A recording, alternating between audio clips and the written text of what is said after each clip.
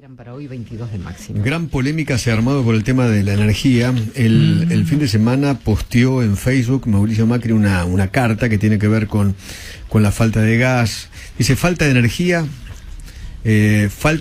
falta gasoils. Los camioneros no consiguen el combustible para llevar la cosecha al puerto y tienen que hacer kilómetros de cola. A este ritmo en el invierno va a faltar gas. Si esto pasa, las industrias y las fábricas de todo el país van a tener que reducir o parar su producción y eventualmente deberán adelantar vacaciones o suspender a sus trabajadores. También es posible que falte GNC y afecte el transporte.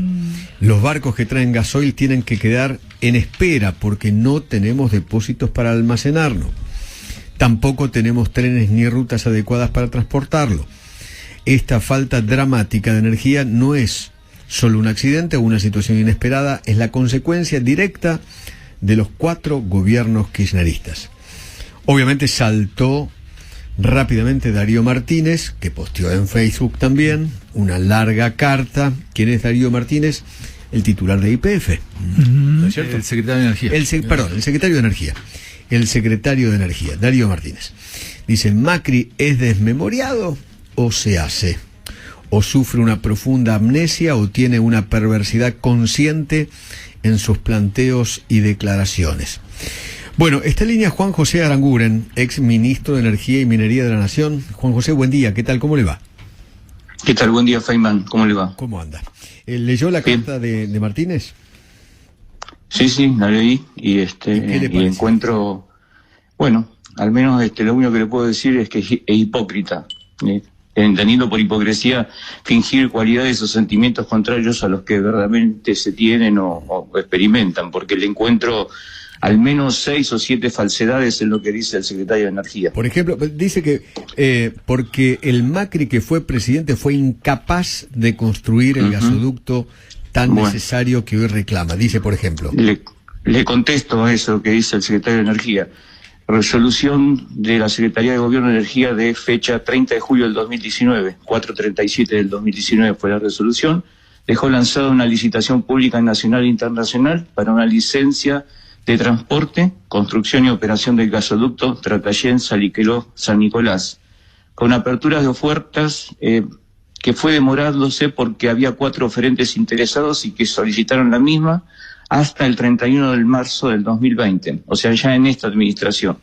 El actual gobierno no hizo nada con esa licitación pública abierta, por el contrario, en diciembre del 2020, es decir, 12 meses después de haber asumido, la derogó el mismo secretario Martínez con resolución 448 del 2020. O sea que se demoró un año para que una licitación que estaba abierta con 4 oferentes interesados sea derogada. Y no obstante, 14 meses después, recién ahora, en febrero del 2022, se dictó el de un 76 por el cual se da una licencia, una concesión de transporte en forma directa a una empresa pública, IASA, para hacerlo como obra pública, esta inversión que había sido lanzada en julio del 2019 por el presidente Macri.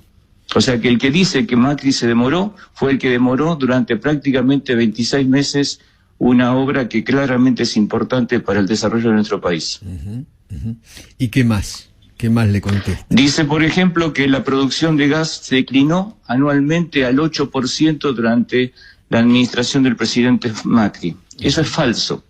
La producción de gas natural creció entre 2015 y 2019 un 16,2%, lo cual indica que es un crecimiento anual promedio del 3,8%. Dice además que tuvimos que aumentar las importaciones. Es falso. Las importaciones disminuyeron. En 2015 eran de 30 millones de metros cúbicos por día. En 2019 fueron de 13 millones de metros cúbicos por día. Y la balanza comercial energética, que la recibimos con un déficit de 4,6 billones de dólares, terminó en prácticamente equilibrio en el año 2019. ¿Macri llegó a exportar gas? Nosotros en el año 2019 exportamos 7 millones de metros cúbicos por día, contra prácticamente menos de 1 en el año 2015. Hay otra barbaridad que dice el secretario de Energía. Dice que prácticamente no invertimos en energías renovables y que dejamos proyectos sin funcionar. Le contesto al secretario de Energía. Se invirtieron por un total de $7 billones repartidos en 354 proyectos, de los cuales le agregaron al país una capacidad eléctrica de 4,5 gigawatts, que es aproximadamente el 12% de la capacidad de generación eléctrica anual. Y por último, dice el secretario de Energía que esos proyectos renovables no tenían acceso a la capacidad de transporte. Falso. Los 154 proyectos tienen todos acceso a la capacidad de transporte. Y de paso le pregunto al secretario de Energía, que se ufana de que están haciendo las represas sobre el río Santa Cruz, que tendrían que estar terminadas dentro de 2 años, si esas represas tienen capacidad de transporte asegurada. Porque si él dijera la verdad, va a decir que no existe una línea de transporte que permita trasladar esa energía al centro de consumo. Aranguren, ahora Guillermo Laborda lo saluda. Buen día. ¿Cómo estima que va a ser el invierno en cuanto a la escasez de gas? ¿Qué tanto puede afectarnos? Bueno, va a depender de cómo se programe estamos hablando de escasez y no estamos hablando de precio. Por lo tanto, va a depender cómo se programe la importación de cargamentos del LNG. Hasta ahora solamente se han importado 9 cargamentos.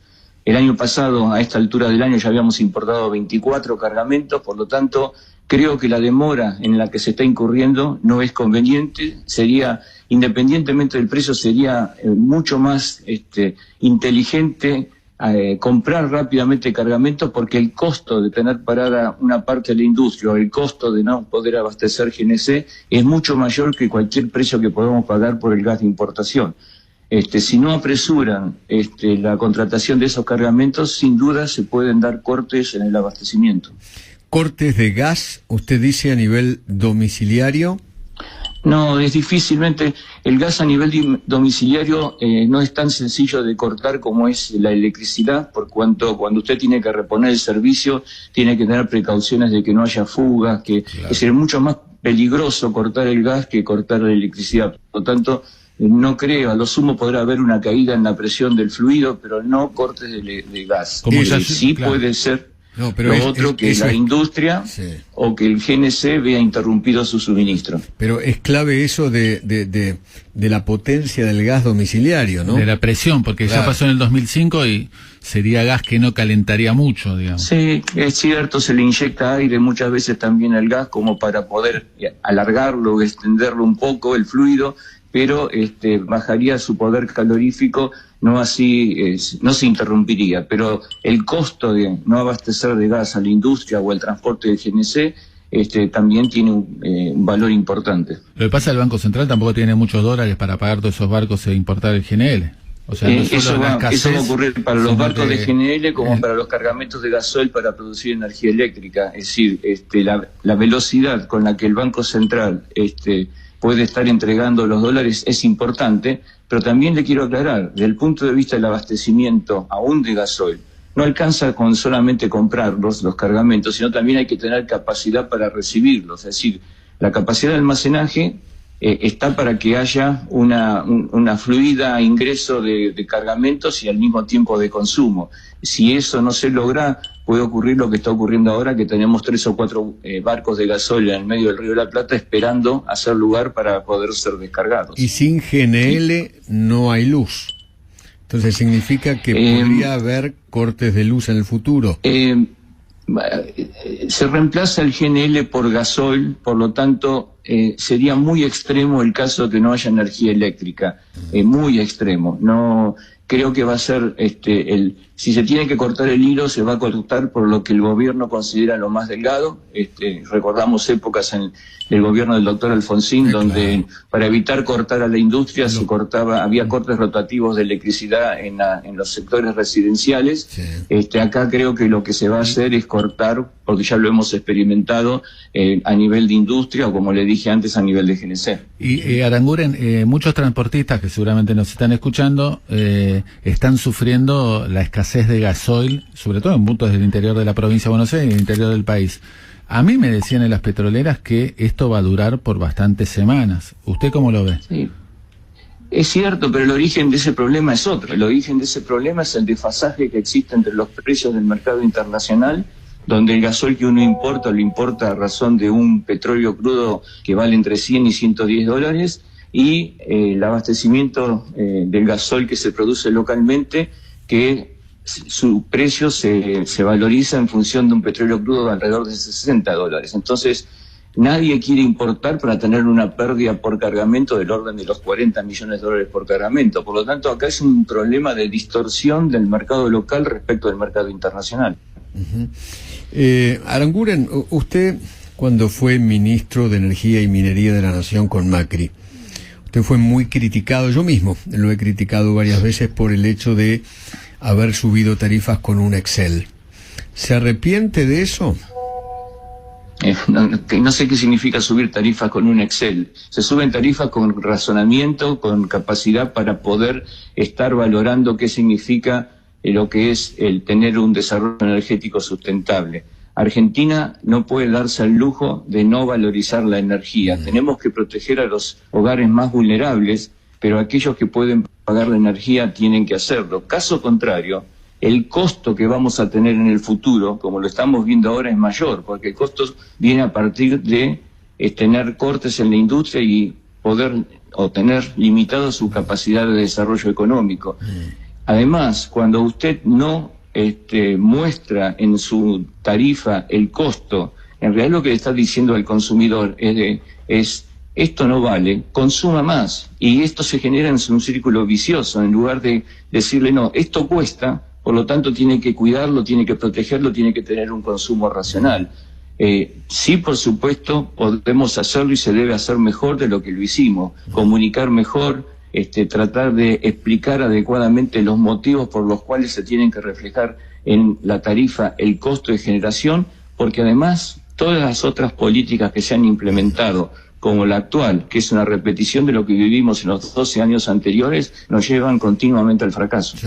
Lo que pasa es que los aumentos eran del 1000, 2000, 3000%, qué sé yo, ¿no? Pero, bueno, no pueden ser del 1000, 2000, 3000. El aumento promedio fue del 1100%, pero bueno, hay que pensar, cuando uno evalúa un aumento, de cuál es el punto de partida. Nosotros cuando llegamos a la administración en diciembre del 2015, el costo del abastecimiento eléctrico solamente pagaba el 13%, la tarifa pagaba el 13% del costo de generar energía eléctrica. Eso está claro, que estaba y muy el gas era del orden del 20%. Y hoy estamos en valores similares, hoy estamos pagando un cuarto de lo que es el costo. Pero además, Eduardo, es mentira que no lo pagamos. Porque hemos tenido 2 años lo pagamos con los sin subsidios, tarifas aumentadas, aún bajando, sin que el dólar aumentara más que la inflación, y la tasa de inflación es del 60%. La tarifa se paga igual a partir del impuesto más nocivo que tenemos, más regresivo, que es la inflación. Por lo tanto, la inflación, claro. La inflación. Es decir, el déficit fiscal generado a partir de los subsidios generan inflación, y lo estamos pagando no solamente los que consumen, sino también aquellos que no consumen y cuidan. Claro, sí, tal cual. Aranguren, gracias por atendernos. Que le vaya muy bien, buen día. Gracias, es Juan José Aranguren.